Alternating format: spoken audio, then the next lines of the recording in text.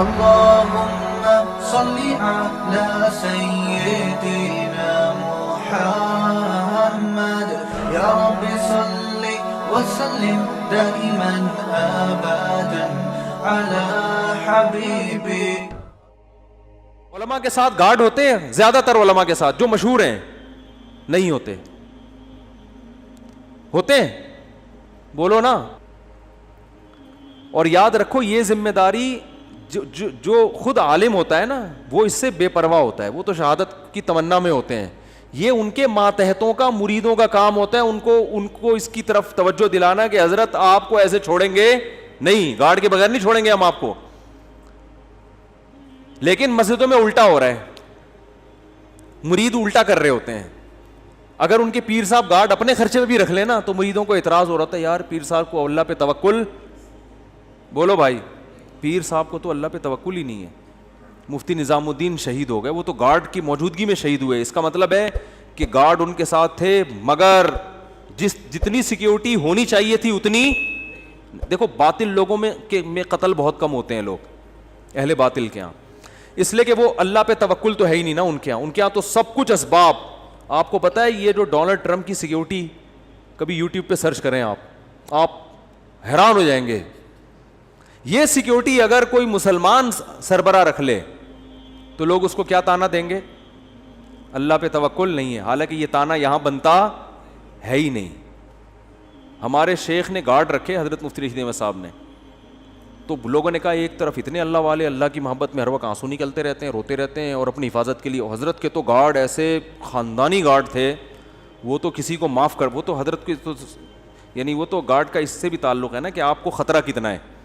تو حضرت کو تو بہت زیادہ خطرہ تھا.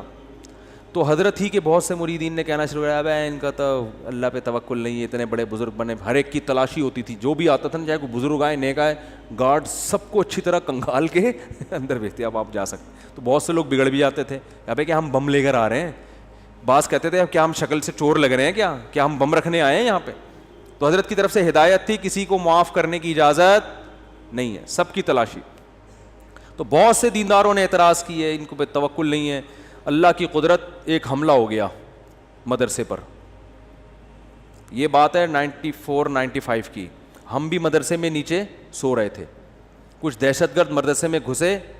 گارڈ نے بہادری کی ہے, وہ مورچے سے اتر کے اس نے چھلانگ لگائی, ریپیٹر سے پورا برس فائر کیا, پورا برس اس کے پیٹ میں, وہ تو وہیں شہید ہو گیا. لیکن اس کی بہادری سے فائدہ یہ ہوا کہ وہ جتنے دہشت گرد تھے وہ مدرسے کے اندر داخل نہیں ہو سکے. ورنہ آج میں یہاں ممبر پہ بیٹھ کے بیان نہیں کر رہا ہوتا, کیونکہ ان کا تو ہدف تھا گولیاں ہمارے اوپر سے گئیں, ہم لیٹے ہوئے تھے, ہمارے اوپر سے گولیاں جا رہی تھیں, مسجد میں سو رہے تھے. تو جو دہشت گردوں نے کارروائی کی نا, ان کی گولیاں ہمارے اوپر سے گئی ہیں. تو جب ہم اٹھے ہیں تو وہ بھاگ چکے تھے, کیونکہ اس نے گارڈ نے ایسی بہادری دکھائی کہ وہ جان پہ کھیل گیا, خود تو شہید ہو گیا اور لیکن اس نے ان سب کو بھگا دیا. تو اس کے بعد وہ جو باتیں کرتے تھے نا الٹی, انہوں نے کہا یار اچھا ہوا انہوں نے گارڈ رکھے ہوئے تھے, ورنہ تو آج تو سارے ہی گئے تھے. تو حضرت کو اتنا غصہ آیا, حضرت نے فرمایا غنیمت ہے, سمجھ میں آ گیا, ایک بندے کو شہید کروا کے بات سمجھ میں آ گئی, لیکن شکر ہے. تو حضرت فرماتے تھے یہ کون سی عقل مندی ہے کہ ایک بندہ کو شہید کروانے کے بعد بات سمجھ میں آئے. عقل مندی تو یہ ہے کہ کام سے پہلے بات سمجھ میں آ جائے. پھر حضرت فرمایا, حضرت مولانا یوسف دھیانوی شہید رحمۃ اللہ علیہ, اتنے بڑے بزرگ, اتنے بڑے عالم, ان کی محنتیں ہوتی ہیں, پوری جوانی علم حاصل کیا ہوتا ہے, اتنی یہ ایسی شخصیتیں غیروں کے پاس ہوتی نا تو آپ دیکھو وہ کتنی قدر کرتے ہیں ان کی. گورا اپنے سائنسدانوں کی کتنی قدر کرتا ہے, گورے کو پتا ہو کہ یہ ہمارا قیمتی سرمایہ ہے. اچھا مجھے ایک بات بتاؤ, آرمی کا کوئی بہت بڑا آفیسر ایسے ہی سول ڈریس میں ایسے ہی گھوم رہا ہو اور کوئی گارڈ وارڈ نہ ہو, آرمی چھوڑے گی اس کو؟ آرمی بولے گی بھائی تم پہ خرچہ ہوا ہے, تم اگر شہید ہو گئے نا تم تو جنت میں جاؤ گے, ہماری ایسی کی تیسی ہو جائے گی, ہم نے ٹریننگ کی ہے, لاکھوں روپے خرچ کیے. ایک آرمی کے آفیسر آئے تھے ملنے کے لیے, وہ پتہ نہیں ایس ایس ڈی کمانڈو تھے کیا تھے. تو ہمارے دوست نے مجھے بھی انوائٹ کر لیا, اس نے ان کی دعوت کی تھی, مجھے بھی انوائٹ کیا. تو وہ پائے وائے پکے تھے, وہ نہیں کھا رہے تھے, کوئی پائے تھے یا کیا, کوئی ایسی خوراک تھی جو فل آف کولیسٹرول ہوتی ہے, تو وہ نہیں کھا رہے تھے. تو ہمارے دوست نے ان سے پوچھا آپ کیوں؟ انہوں نے کہا یار ہماری ٹریننگ پہ, صحت پہ اتنے لاکھوں روپے خرچ ہوئے ہیں, میں پائے کھا کے حکومت کا وہ پیسہ ضائع نہیں کرنا چاہتا. میں کھانے پینے میں احتیاط, یا تو پہلے کھانا کھا چکے تھے, ڈبل کھانا تھا, کیا تھا, مجھے تو واقعے کا اصل مغز یاد رہ جاتا ہے, پوری تفصیل یاد نہیں رہتی. تو میں نے کہا بندہ خاندانی ہے. بندہ کیا ہے؟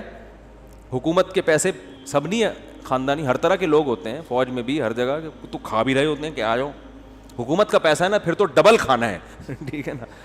اچھے بھی ہوتے ہیں, ہر طرح, ہر طبقے میں اچھے برے سب طرح کے لوگ ہوتے ہیں. تو وہ بڑے خاندانی تھے, بریگیڈیئر کے رینک کے آدمی تھے. انہوں نے کہا میں نہیں کھاؤں گا, اتنا خرچہ تھی, بڑی ٹائٹ خاندانی قسم کی فٹنس.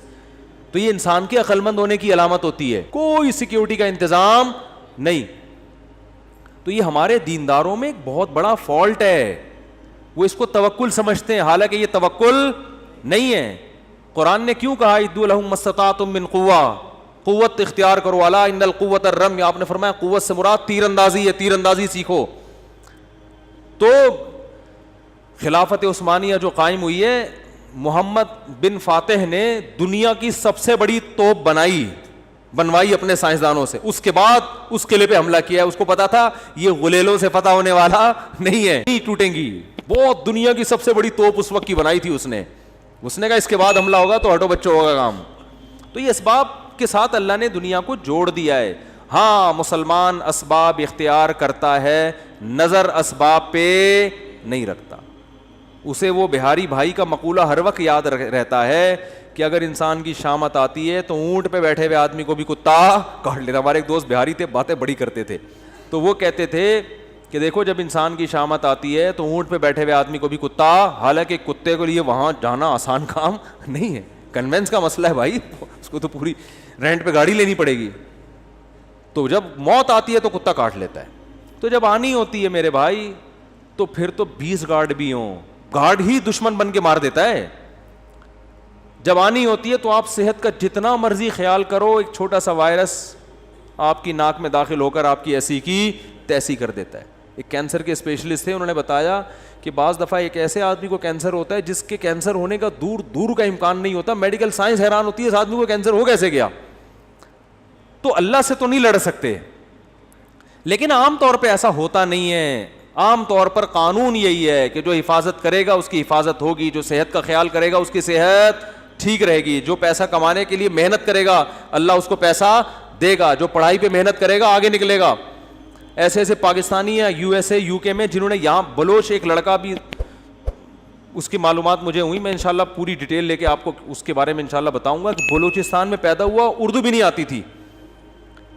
اس نے ایک عزم بنایا کہ یار میں نے یہاں تک پہنچنا ہے, اور آج امریکہ میں بیٹھا ہوا ہے. وہ امریکن گورنمنٹ اس کو بڑا پروٹوکول دے رہی ہے, اتنی ترقی کی اس نے. تو بیٹھے بیٹھے مکھنچوؤں کی طرح یہ والا وظیفہ پڑھ لو, وہ والا وظیفہ پڑھ لو, فلاں کی جس طرف کے ہاتھ رکھوا لو, استخارہ نکالو. استخارہ سب سے آخری حل مسلمان کے پاس کیا ہے؟ استخارہ نکالو. اگر استخارے میں یہ نکلا ہے تو اس کا مطلب تم اب A1 گریڈ سے پاس ہو جاؤ. استخارے میں یہ نکل آیا, گئے کام سے. خواب میں نیلا آ گیا, یہ ہو گیا, پیلا آ گیا, یہ ہو گیا, گلابی آ گیا, یہ ہو گیا. خوابوں کی دنیا سے ٹھیک ہے, خواب بھی نبوت کا ایک حصہ ہے, تو پہلے اپنی ذمہ داری پوری کر لو, پھر اچھا خواب آ جائے تو چلو اللہ کی طرف سے بھی تسلی مل رہی ہے. وہ ایک خاتون کا واقعہ میں سناتا ہوں نا, مجھے کہنے لگی میرے بھائی کا انتقال ہو گیا, مجھے خواب آیا کہ وہ اچھی حالت میں ہے. میں نے کہا چلے اللہ سے امید کی جا سکتی ہے. کہنے لگی بہت نیک تھا, اتنا نیک مفتی صاحب کیا بتاؤں. اچھا, میں نے کہا ماشاء اللہ. میں نے کہا نماز پڑھتے ہیں؟ نہیں, نماز تو کبھی نہیں پڑھی بیچارے نے. میں نے کہا پھر تو واقعی بہت نیک تھا. اور میں نے کہا یہ خواب پہ پھر بھروسہ نہ کریں, یہ اپنا تخیل بھی ہو سکتا ہے. بعض دفعہ آپ کے ذہن میں ایک شخص نیک ہوتا ہے تو وہ خوابوں میں اچھا ہی آ رہا ہوتا ہے. مفتی طارق مسعود صاحب کے بیانات سننے کے لیے youtube.com/مفتی طارق مسعود کو سبسکرائب کریں, اور اگر آپ لائیو ویڈیو کو کبھی بھی مس نہیں کرنا چاہتے ہیں تو سبسکرائب کرنے کے بعد بیل آئیکن پہ کلک کرنا مت بھولیں. جزاک اللہ.